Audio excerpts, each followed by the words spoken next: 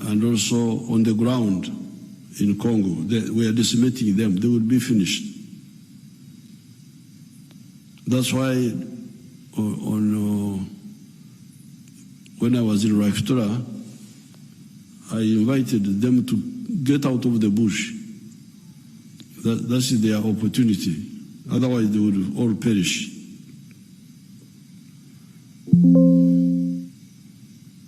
On the economy, despite the effects of climate change on agriculture and our infrastructure by the floods, the conflict in Eastern Europe, which led to a rise in the prices of some strategic commodities such as oil, the recent rise in interest rates globally, which made access to capital very expensive.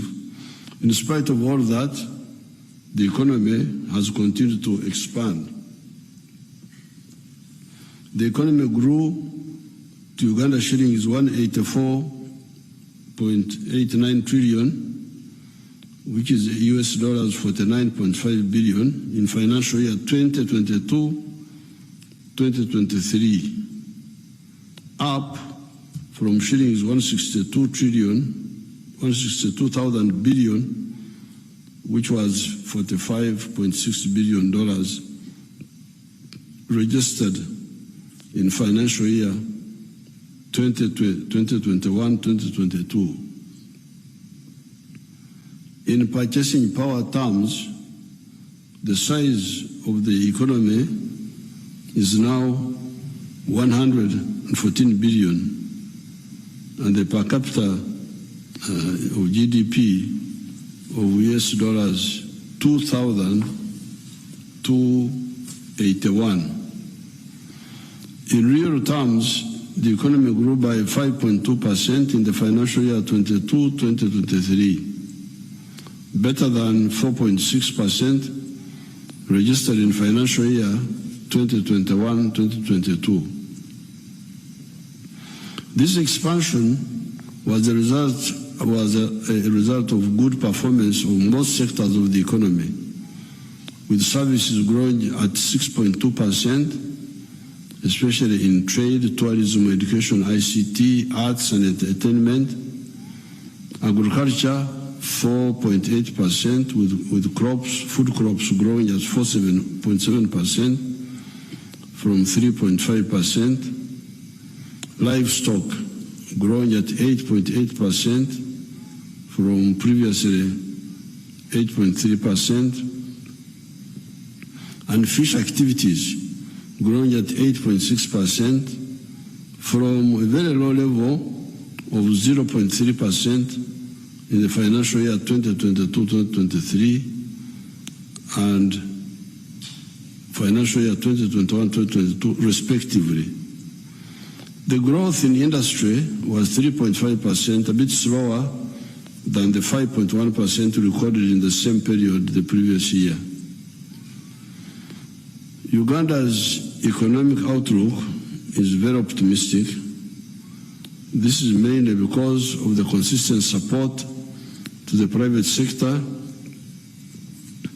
through supportive policies that create a business-friendly environment, then infrastructure, investments in infrastructure like in energy, transport and ICT, enhanced access to credit through the parish development model, Small Business Recovery Fund, MUGA, Agriculture Credit Facility, loans of UDB, and supports by UDC, as well as the swift and comprehensive response to the impact of the previous health crisis and the regional geopolitical security issues.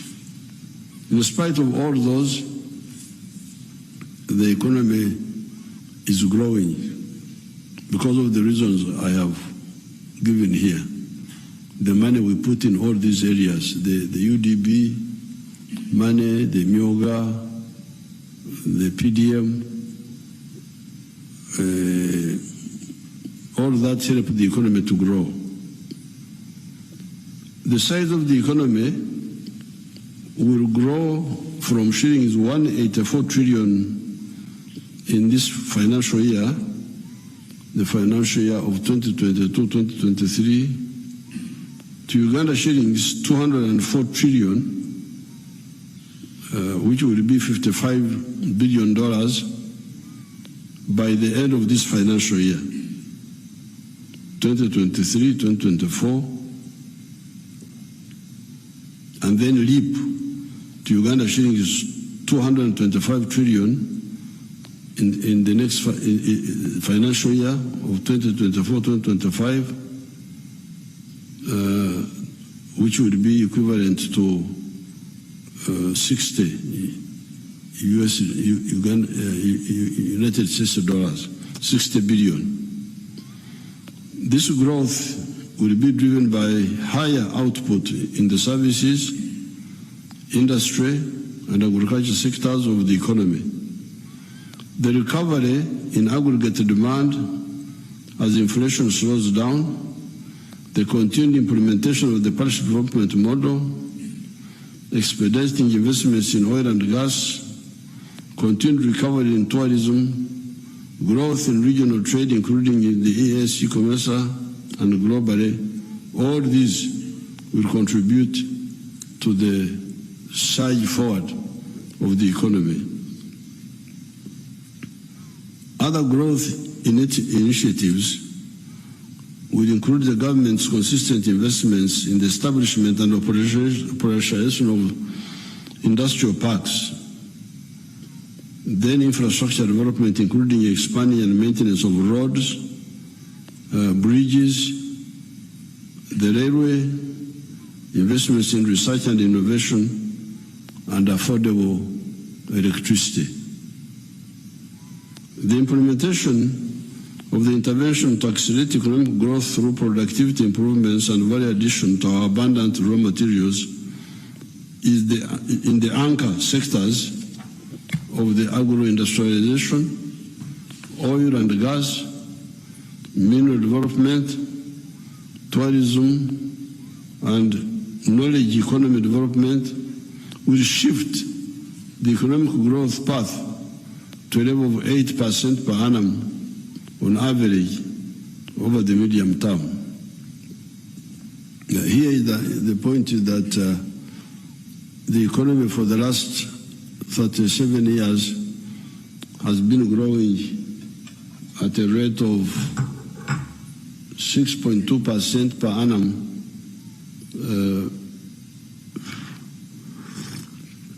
GDP, the growth rate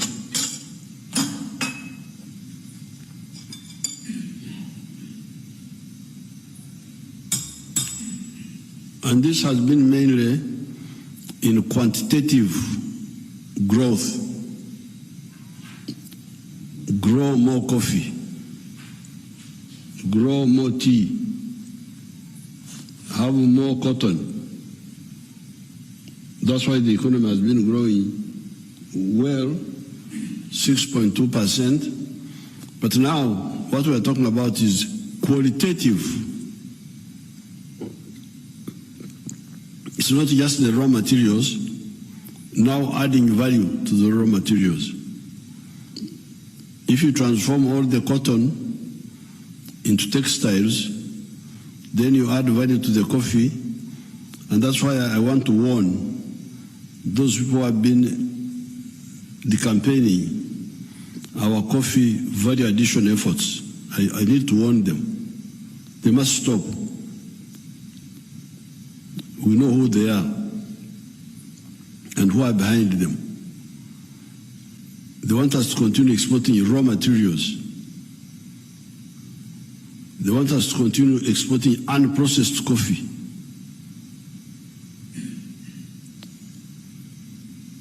They want us to keep on importing dead people's clothes from outside instead of developing our textile industry. Even some people have been fighting our refinery.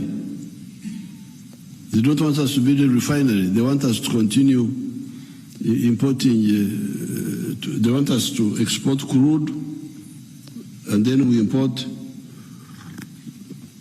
finished products. This one will not happen. And I need to warn those who are involved, because we are going to move on them. The campaigning, anybody who tries to help us add value, pretending to,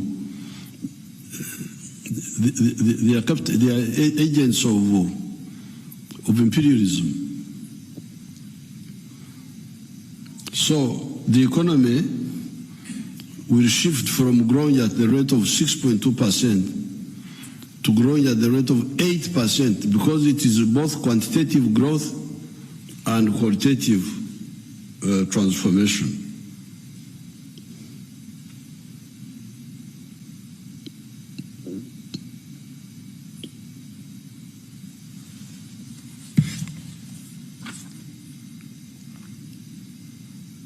Let me repeat that section.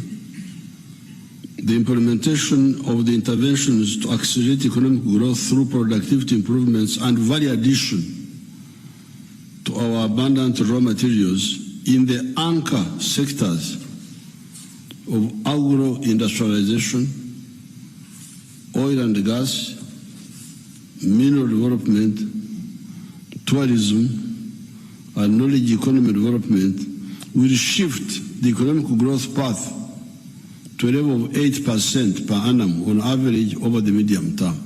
This is what I was explaining. Not just growing more coffee, growing more, having more cows. No. It is because those are all raw materials. If I export unprocessed coffee, I get $2.5 for the very good coffee per kilo, what they call screen 18. But if I add value to that kilo, I get $40.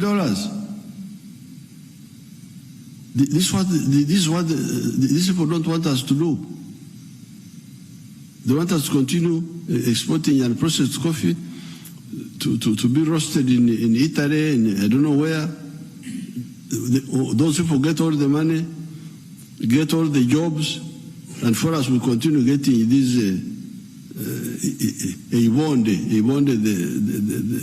the residue at the bottom. This is not acceptable. And the agents are very active, agents of the imperialists.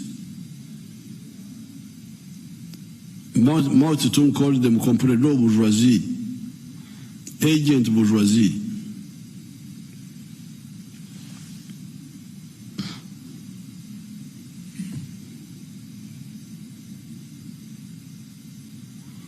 This will increase the pace of our socio-economic transformation and building an independent, integrated, and self-sustaining economy, as was enunciated in the point number 5 of the 10 points program of the NRM. The general increase in the prices of goods and services in the country, called inflation, slowed down from a peak of 10.7% in October 2022 to 2.6% in November 2023.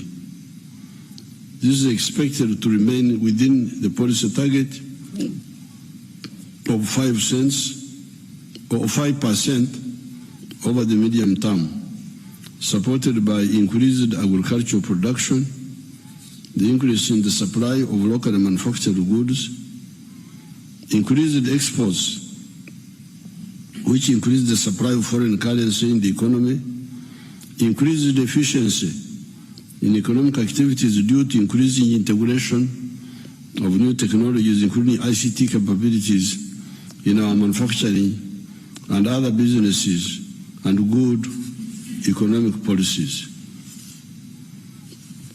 Merchandise exports of goods increased significantly, growing by 54.9% Wurirano or Amatu, the ones with ears. Our exports increased by 54.9% from US dollars 4.2 billion approximately in the 12 months up to October 2022 to United States dollars 6.5 billion in the 12 months up to October 2023. So between that year, October 2022, October 2023, the exports grew from $4.2 billion to $6.5 billion, a leap of 54.9%, largely driven by gold, coffee, and maize exports. Imports grew by 26%, 26.2%, much slower than the growth in exports. Although our imports increased, but for them they increased at 26%. But the exports increased by 54% in the same period. Much slower than the growth in exports, resulting in the narrowing of the trade deficit by 11.2% in the same period. Because we still have a deficit globally,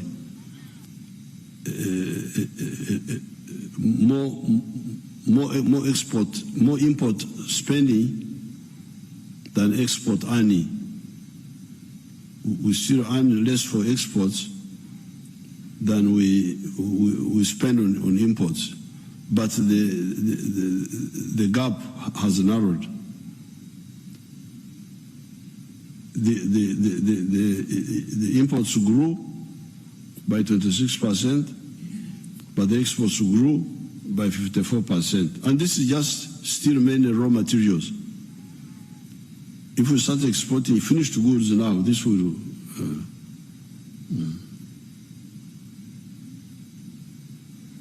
this is the main reason why the Uganda shilling has remained stable.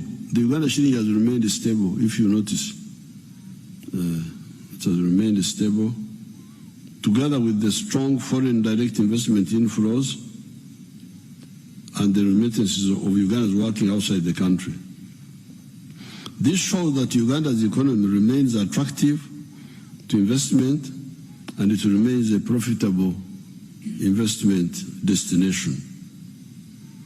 Imports increased to US dollars 9 billion in the 12 months to October 2023 compared to 7.4 billion in the same period a year ago. That's what we were talking about. The imports also grew, but they grew less than the exports grew. The increase in imports is largely in the oil and gas sector, mineral exploration and development, vehicles and accessories. We are buying this machinery for the oil. We are acquiring that capacity to dig the oil out. Export receipts are expected to increase even further as Uganda accelerates the production of light manufactured goods and mid or high-tech industrial products through value addition, especially to the abundant mineral reserves the country has. To accelerate the process of value addition, the government is reducing further the cost of electricity for manufacturers, improving transport infrastructure, including roads and railways, eliminating bureaucracy in the government, especially in procurement, in order to attract new investments and technology transfer, making available affordable capital, and intensifying the fight against corruption through accelerating automation of government processes, frequent audits of government interventions, and rationalization of government institutions and departments. The fight against corruption is not as difficult as people think. You will see in the coming days how we are going to cause a lot of casualties among the corrupt people. Some few months ago, I hear that the Minister of Finance created a group to audit the employees, find out whether there are ghost employees. And within a short time, they have found a big number. Auditor General, I think the finance told Auditor General. Now, Auditor General, instead of giving the report to finance, went to Parliament. Now, this is not a political matter.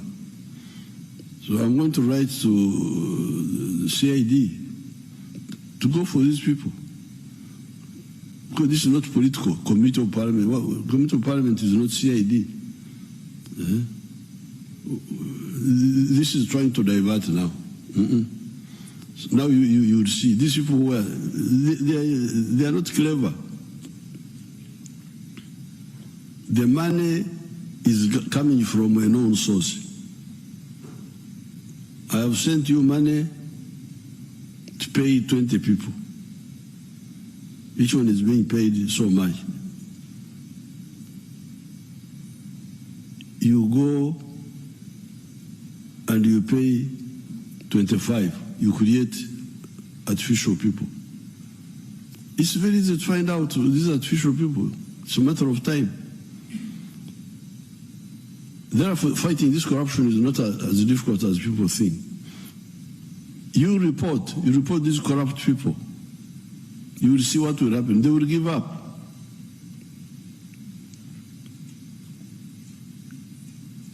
By the time we try to run out of space in Ruzira, people will have lost appetite for corruption. You keep tuned on this channel.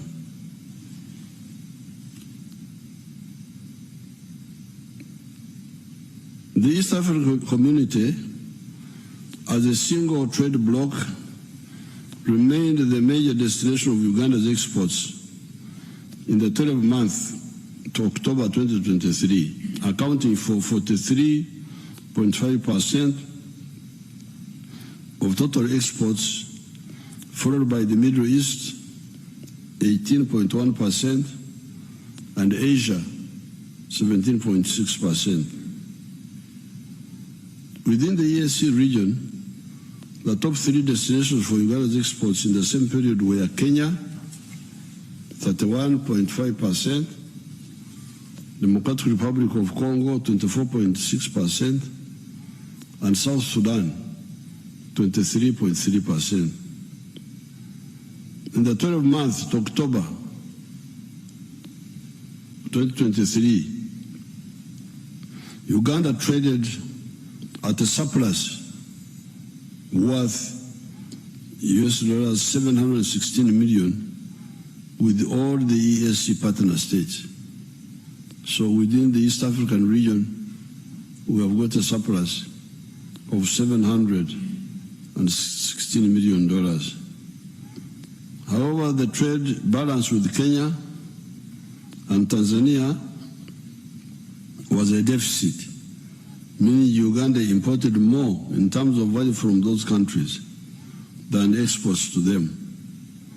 The 12 months to October 2023, Uganda exported goods worth $890 million to Kenya. This is a big growth because in 1986-87, when we were having some issues with Mzee Moi, Uganda was buying from Kenya goods worth $200 million that time. And Uganda was selling it to Kenya goods worth $12 million. Now, we are talking of Uganda selling it to Kenya $890 million.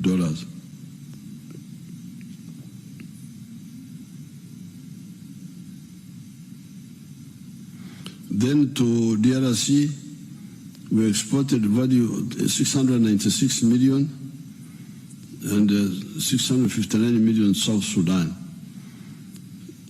Then 298 million to Rwanda. Then to Tanzania, 213 million and 72 million to Burundi. In total, our exports to the EAC were worth US dollars 2.8 billion out of the total export of 6.5 billion to all our trading partners. However, this is a very tiny fraction of our exports compared to the global exports. These exports, when you put them in the global, our percentage share is 0. I don't know whether you can write this, whether it will 0.003. It is not even 0.01. No. Walanyo. So to accelerate our prosperity, we must significantly increase the volume and value of our exports to the global market. Through increased trade, our goal of transitioning from poverty to prosperity will be achieved much faster. In the same period, Uganda recorded a trade surplus with the European Union and COMESA of US dollars 113 million and US dollars 968 million. So, with the European Union, we exported more to them than they exported to us. And we had a surplus of 113 million with them. With the COMESA, we're exporting to them more than we are buying from them. COMESA is the other bigger body. And the surplus is 967 million, respectively. Our exports to COMESA were worth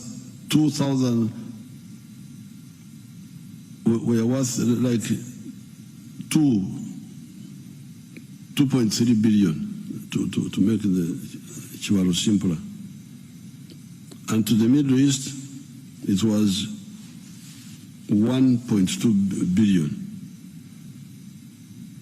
And Asia, 1.14 billion. And the European Union, 860 million. Trade deficits were recorded with Asia and the Middle East of 2.8 billion and 400 million respectively during the same period. So to the Middle East and Asia, they are still exporting more to us than we're exporting to them. But this will change because I know why. Government will soon finalize the strategy to expand Uganda's GDP 10 times. That's what I have told the finance people and the cabinet. The GDP of Uganda must be expanded 10 times from the current 50 billion financial year 2023-2024 to US dollars 500 billion within a decade, starting with the financial year 2024-2025, driven by the value addition and access to export markets. Countries that have exponentially grown their GDP to around US dollars 5 from a base like Uganda have demonstrated that the primary drivers of the accelerated growth were: one, access to global markets with higher rates of growth of manufactured exports, and their share of world exports of manufactured goods leaping from 9% in 1965 to 21% in 1990. So this was one of the reasons. There are countries which were like us some 40 or 50 years ago who are now where we want to go, $500 billion. I will mention them later. The reason they did that, first of all, was to being able to export to Abagaga. Abagaga, when you sell to the rich, it is, you grow more. Because they buy. Awavu bagula katono. So when you are still producing units for the wavu, then you have, like for instance, me, a milk producer, the Ugandans are not buying enough of my milk because they still don't have money in their pocket. But according to science, somebody should drink 210 liters of milk per year to keep the teeth in your mouth, make sure that the bones don't break. You need 210 liters of milk per year. But the Ugandans, when we started, we were drinking only 18 liters per person per year. They have now improved a bit. They are at 60 liters. Now, if they were drinking, if Ugandans were drinking 210 liters, this business of saying that we have got too much milk, we need to export it, will not arise. We would actually be having a shortage. So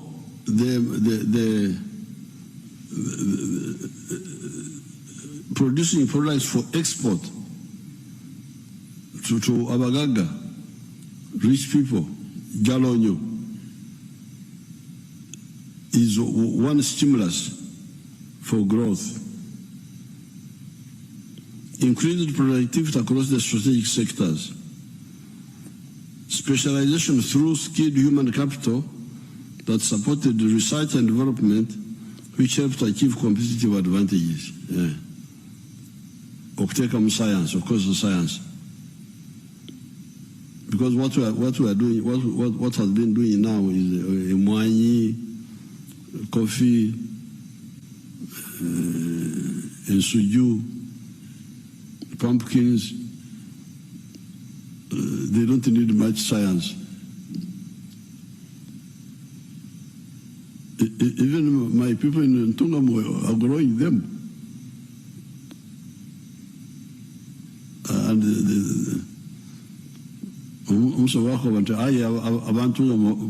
science. The Tungam people don't have much, but they grow the banana, they grow what? So, okay, those help us. But we also need higher value products of science. They will earn us more. Even from those raw materials. Like from milk now, there is a protein called casein, which we are selling to all over the place.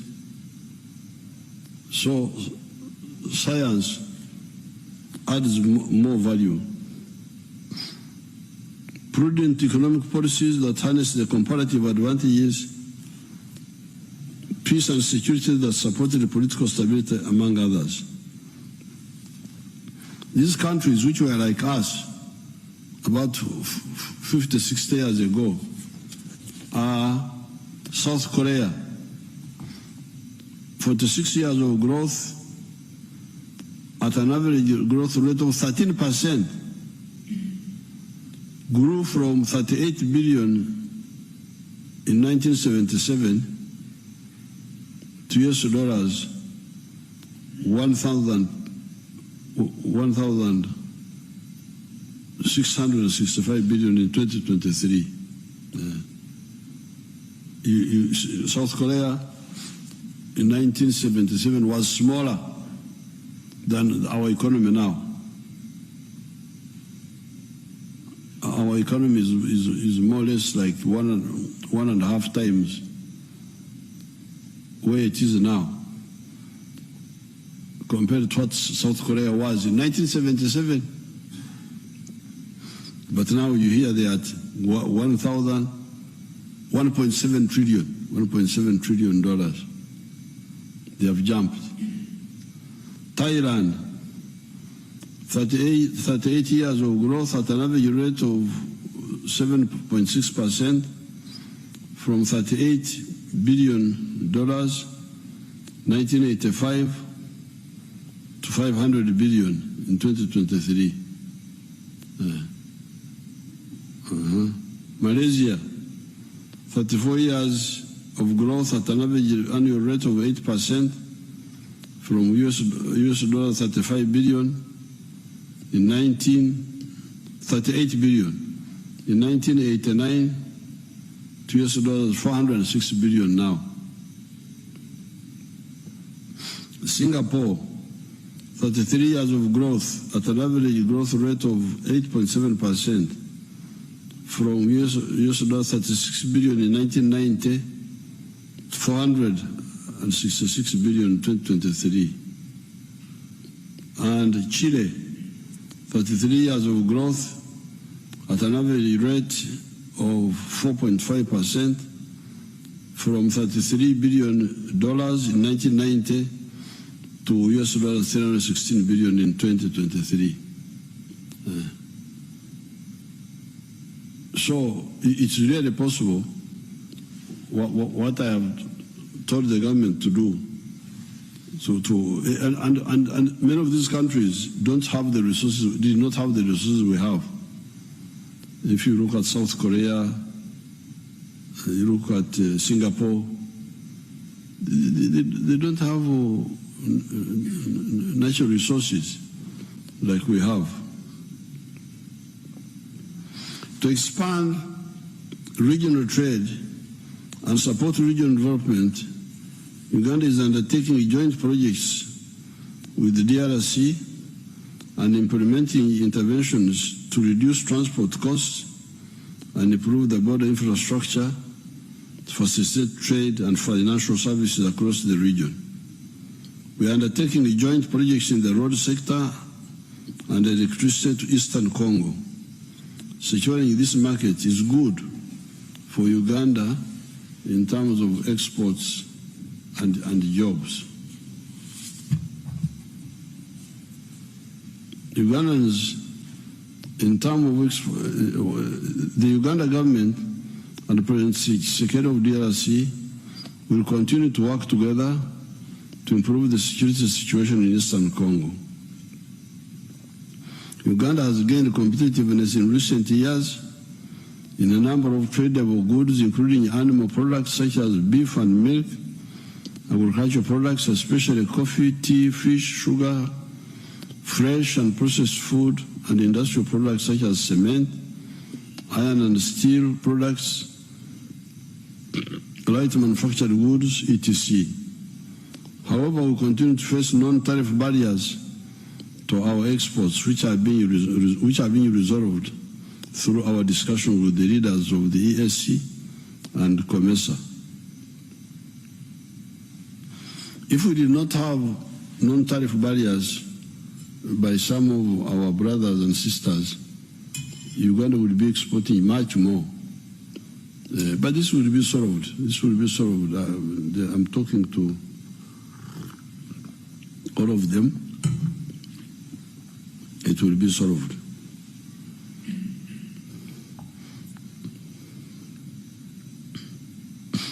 Tourism inflows remained resilient, recording an increase of 9% from US dollars 978 million in financial year 2021-2022. This was the year of Corona. Our earnings in tourism went down to $978 million from more than $1 billion.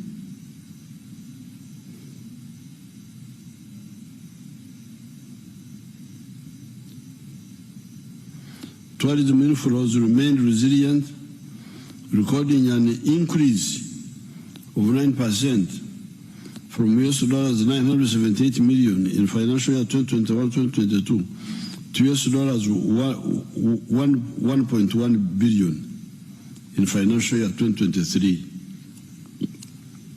This growth is partly attributed to increased confidence of travelers as the world recovers from COVID-19 global shock, the good natural attractions that Uganda has, and peace and security. You can see the big garden of tourism where you can earn money.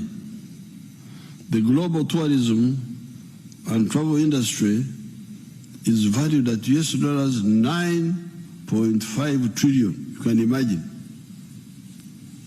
Abalambuzi abo basasanya obutabalika mwenda n'ekitundu.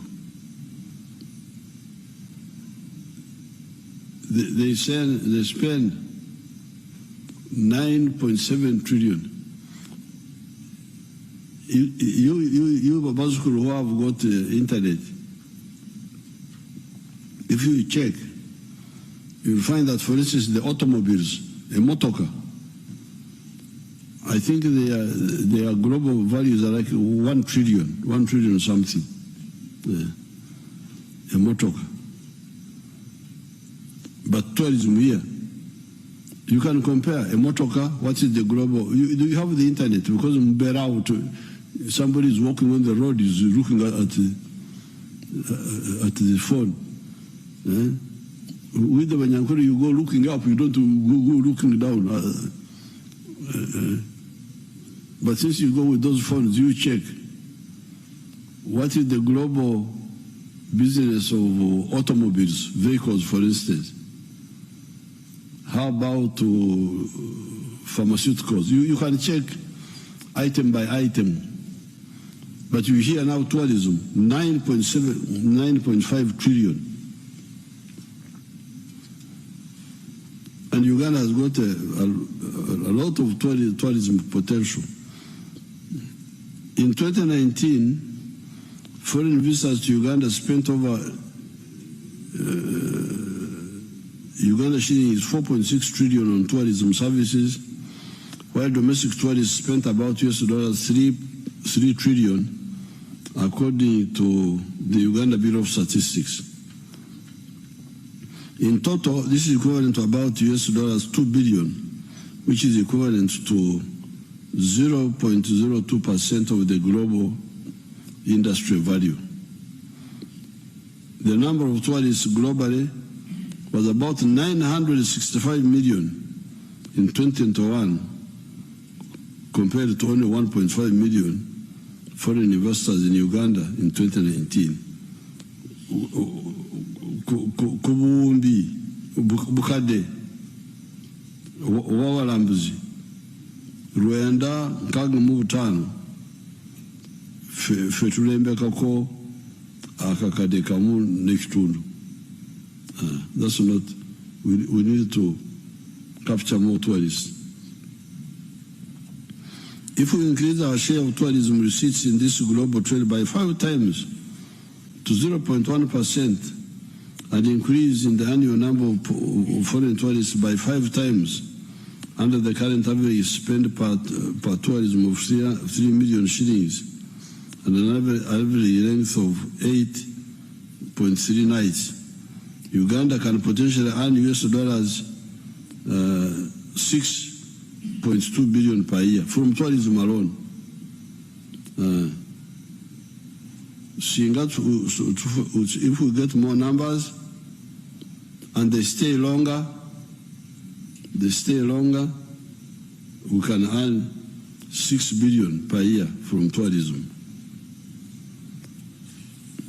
The lies of the European and American politicians about security and stereotype about Uganda must therefore be aggressively encountered by providing the correct information through our friends in those countries and online internet to show the correct image of the country.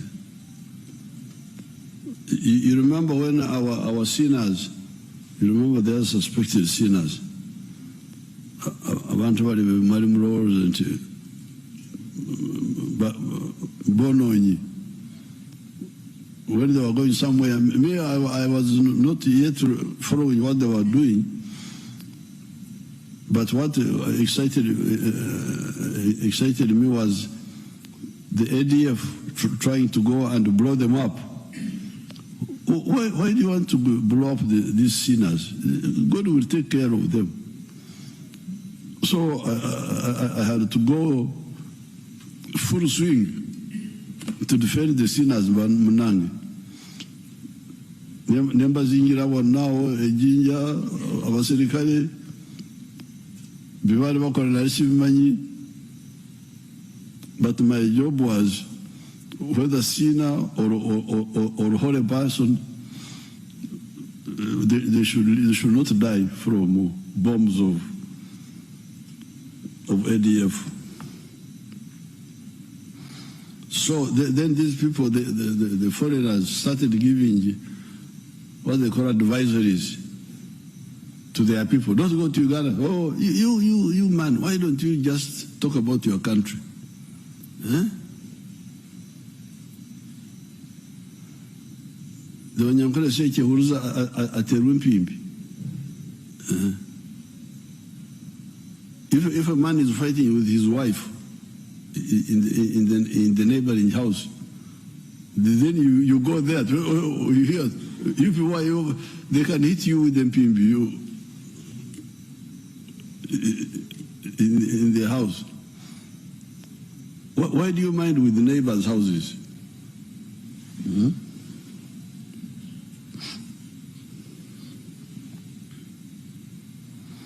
Some of these Europeans are simply afraid of the potential that we have in our strategic areas, therefore want to undermine our unstoppable socio-economic transformation and that of Africa as a whole.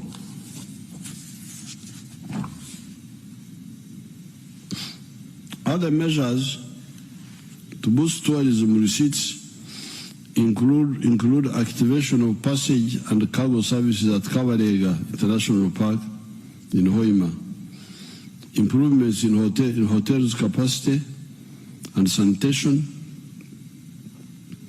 and competitive pricing. Our mahoteli muleme kubeera n'omululu okusera.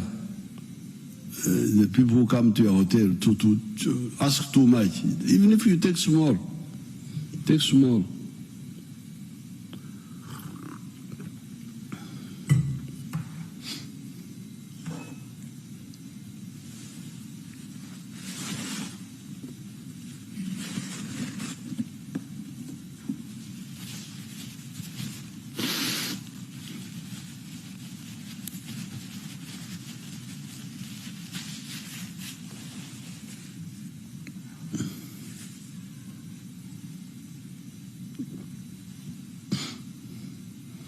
So competitive pricing, because these tourists compare, oh, Uganda batu sera,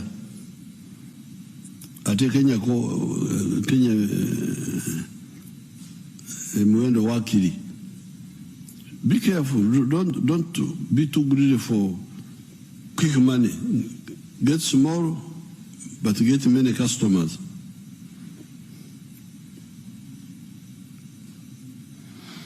Professionalization and diversification of meetings, incentives, conferences and events. rapid increase in number of multilingual tour guides, including Swahili and Chinese languages, and expanded the use of destination marketing agents. So you need to train more people who speak Chinese, who speak other languages. Like recently in this conference, I saw the vice president from Vietnam. She told me that they send out 13 million tourists a year. So you can imagine if we get 1 million Vietnamese. But does somebody speak Vietnamese language? So the sector people should train, even in our schools, train people who can speak these languages. Remittances of Ugandans working outside the country increased to $1.4 billion in financial year 2023, higher than 1.1 billion in 2021-2022. Uganda continued to register growth in foreign direct investment, FDI inflows. FDI inflows increased by 68%.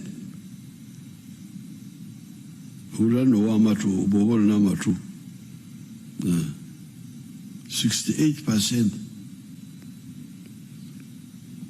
In the financial year 2023, largely hinged on the development in the oil sector as Uganda prepares for its first oil. FDI inflows rose from $1.6 billion financial year 2022 to $2.8 billion in financial year 2022-2023. Formal employment has recovered from the adverse effects of the COVID-19 pandemic. The pay-as-you-earn register, kata omanyotia ntemiri mojeyongede. How do you know that jobs have increased? Mbategera ewa pay-as-you-earn, because there you can't go wrong. But Akola, who is getting a salary above a certain level, pays income tax, which is pay-as-you-earn. And that one can help us to know which numbers.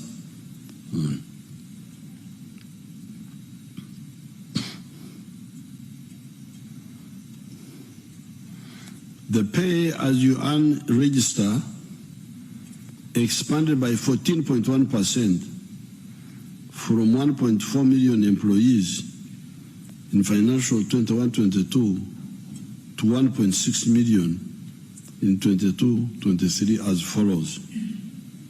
Uganda Development Bank loans to projects created 41,000 jobs, up from 24,000 jobs in 1920. Free Zones Authority created 9,000 jobs. PDM, 1.6 million members from 148,000 enterprise groups have so far benefited from the national rollout of the PDM. 1.6 million people have received the PDM money. Emioga, 378,000 jobs were created by December 2022, rising from 338,000 in March 2022. Kigezi, Acholi and Lango sub-regions registered the highest number of jobs created, while the central of Uganda recorded the lowest number of direct jobs created. In Uganda, the people need to,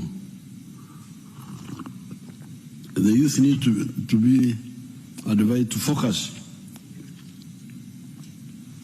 waliwo abagomaza abaana baffe mu bintu ebirala bino emipiira biki.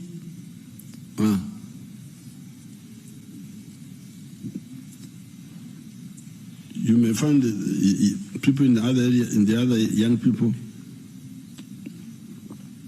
are more guided towards wealth creation.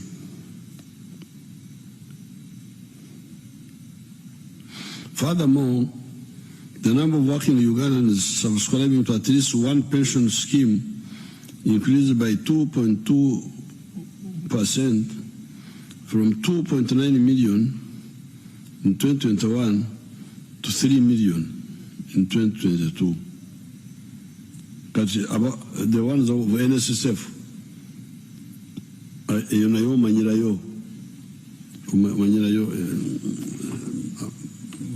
abantu bameka abali mu mirimo gino gy'emisaala.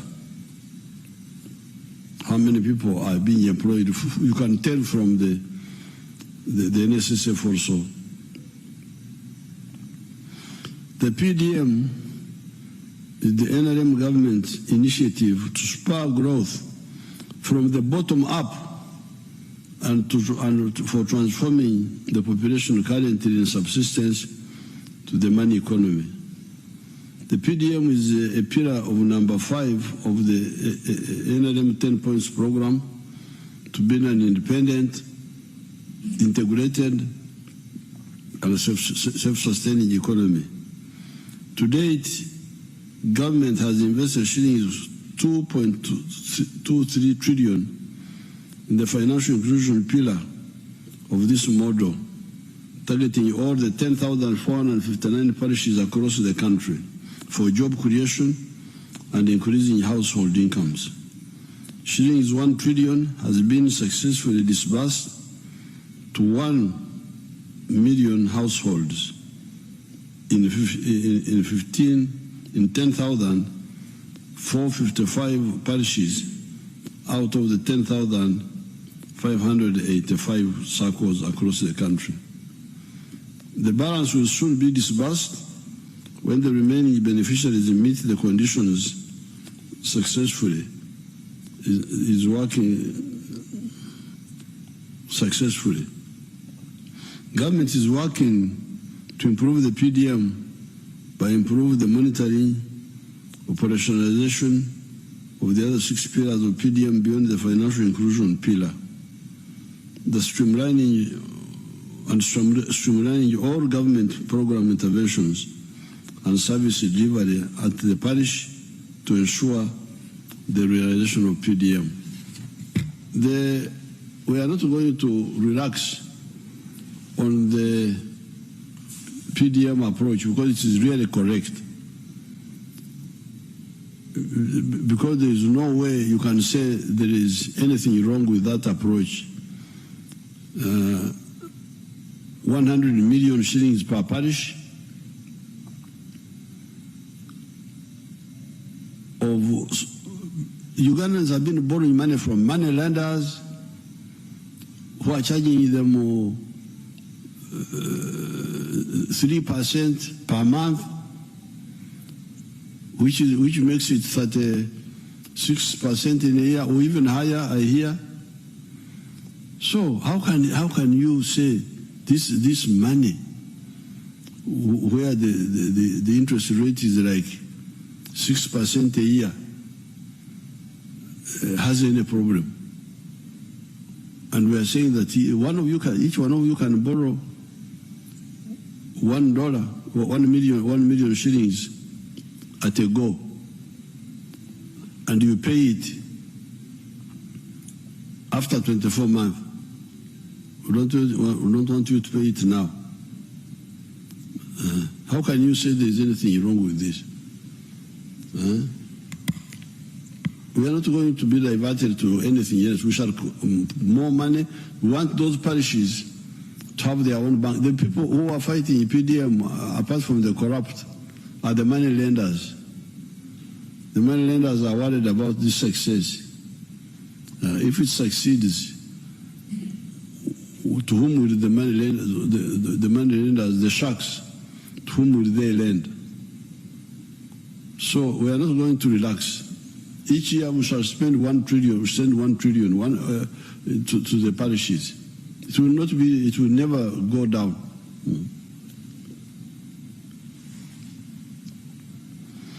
The commercial production of oil and gas will provide revenues to support the productivity enhancement in the economy through economic activities such as oil refineries, petrochemical plants, petroleum product distributors, natural gas distribution companies, and retail outlets.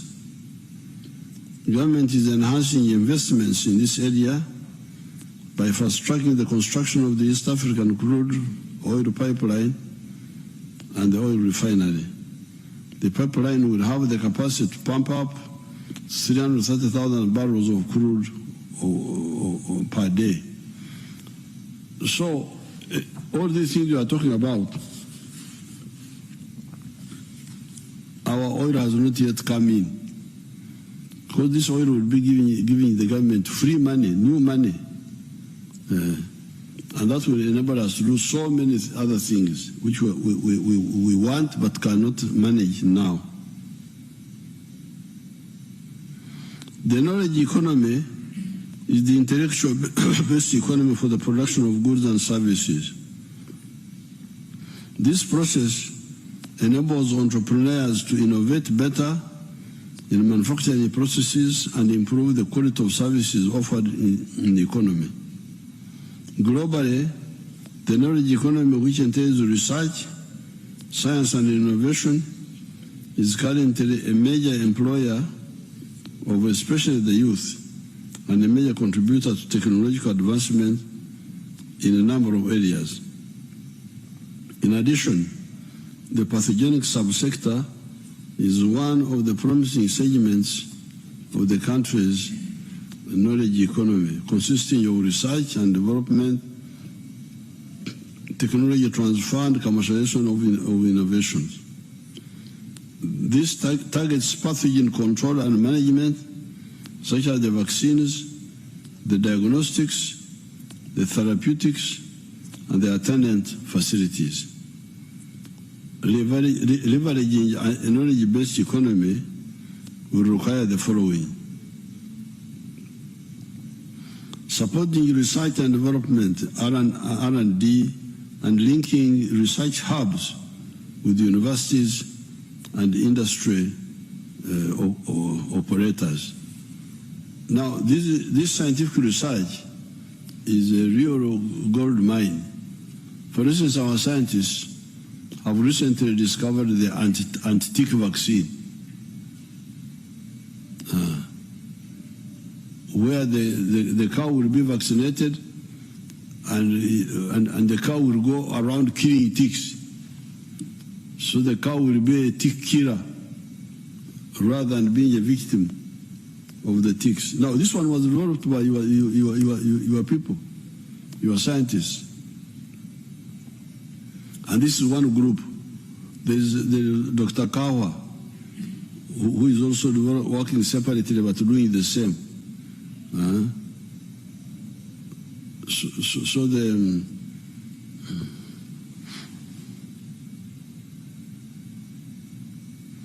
deliberately investing in improving the quality of education, skills development, and in particular, and ICT.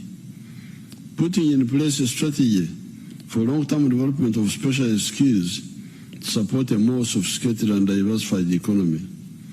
Developing an effective apprenticeship program to quickly acquire knowledge, expertise, and technology transfer, given the rising global ICT village. Putting in place a reward system and a functional transparent patent system for innovation.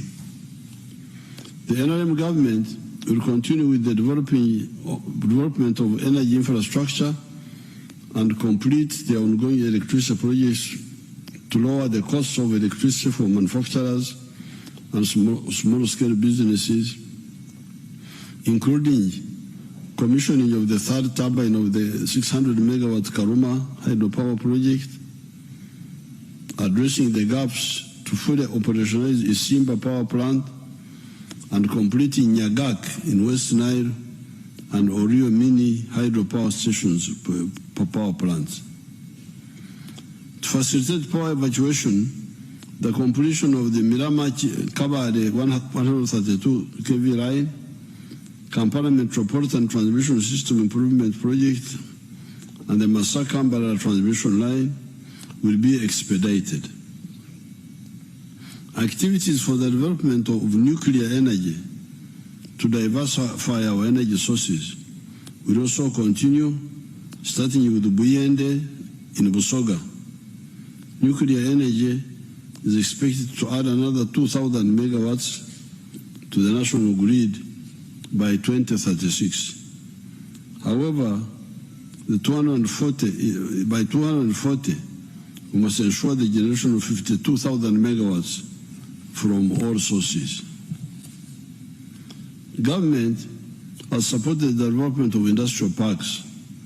7 are currently operational, and they include Namanve, Jinja, Boyogerere, Soroti, Mbale, Kasese, and Ruzira. In addition, there are 3 industrial parks developed under the public-private partnership arrangement at Kapeka, Mukono, and Wiyukwe. Uganda Investment Authority has acquired an additional 12 square miles for industrial development provided by the various local governments across the 18 zones in the country. Investing in the people of Uganda, which includes health and education, will continue to be given priority, including addressing the poor governance and the wastage of public resources in these areas. Whereas the outcomes have improved, we have not yet achieved desirable levels, especially in the critical areas of education and health. Security infrastructure and interventions to maintain peace and security of the people of Uganda, investors, and our visitors is guaranteed.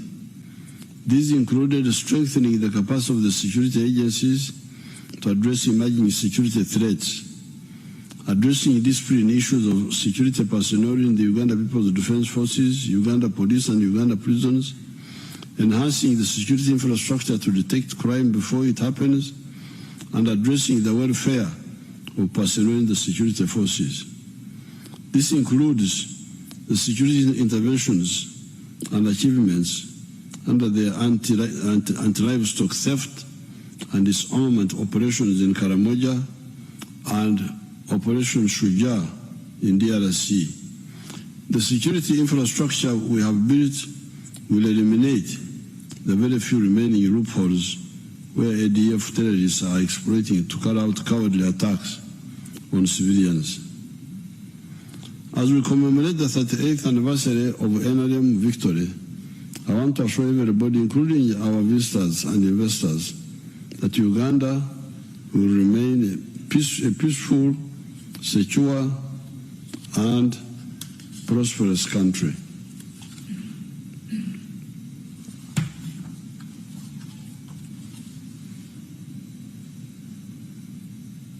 Ekiri mu nsiko bwe kirubwatuka ensi eri kankana, omwana aliyita nyina, omukulu aliyita engozi.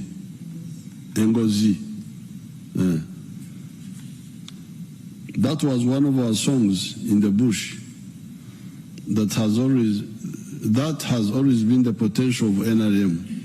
When we were a students' movement, a liberation movement, and while in government. This saying says that what is hidden also,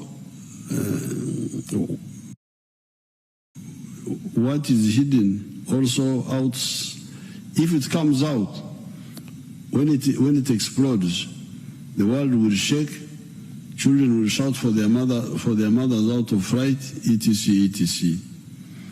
That is what the NRM always does.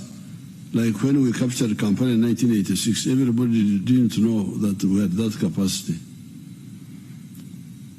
The recent two mega conferences of NAM and G7 plus China demonstrated a little bit of this. A delegate from Russia, a deputy minister, told me that only the superpowers can organize such a conference. Uganda is still on the way, but it will soon be there because the base is already there. We shall really be a superpower because we are moving towards that. There were 1,918 delegates in that conference. 1,918 delegates from 129 countries. 129 countries sent people here. 16 presidents, 9 vice presidents, 16 prime ministers, 7 special category people coming into Uganda by airlines, but also with 32 private jets. I thank the Ugandans for the discipline in receiving these visitors. These countries who are in the conference here have a population of 6.6 billion. This is 80% of the human race. More importantly, look at the facilities we built partly for this occasion, but also in order to improve the infrastructure of the country. Some of them built in 1 year. Look at the new terminal built by the UPDF Engineering Brigade.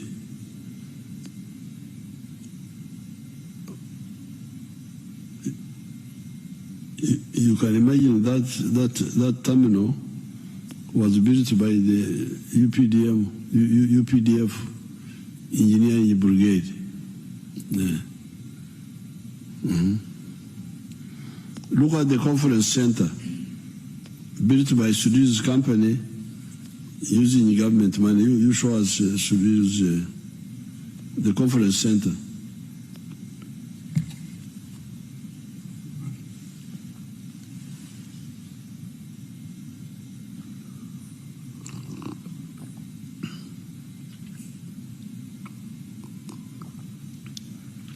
That was one of the delegates was asking, one of the presidents was saying, are these the Chinese who built this?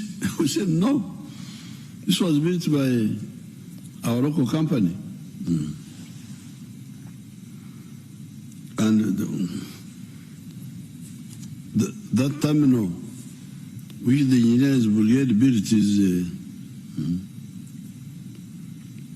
there is nothing we cannot do. It is just a question of prioritization. Some people always talk about the potholes of Kampala. They should also talk about the good upcountry roads from Kisoro to Nimule, from Busia to Busunga in Bunduwijo. Those roads are there to the hinterland of the country, to the upcountry districts.